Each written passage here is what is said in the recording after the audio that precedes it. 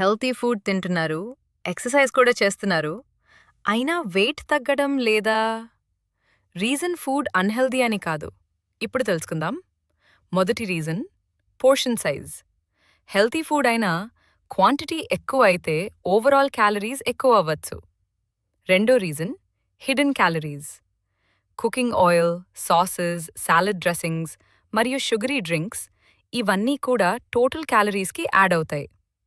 మూడో reason nuts, dates, peanut butter లాంటివి healthy snacks అని ఎక్కువగా తినడం. హెల్తీ అయిన పోర్షన్ ఇంపార్టెంట్. నాలుగో రీజన్ కన్సిస్టెన్సీ. కొన్ని రోజులు హెల్తీగా తిని మిగతా రోజులు ఎక్కువ తింటే ఓవరాల్ ప్రోగ్రెస్ ఎఫెక్ట్ అవ్వచ్చు. కాబట్టి హెల్తీ ఫుడ్ మానేయాల్సిన అవసరం లేదు. రైట్ పోర్షన్స్ మరియు బ్యాలెన్స్డ్ ఫుడ్, రెగ్యులర్ యాక్టివిటీ మరియు కన్సిస్టెన్సీ ఇవన్నిటి మీద ఫోకస్ చేయండి.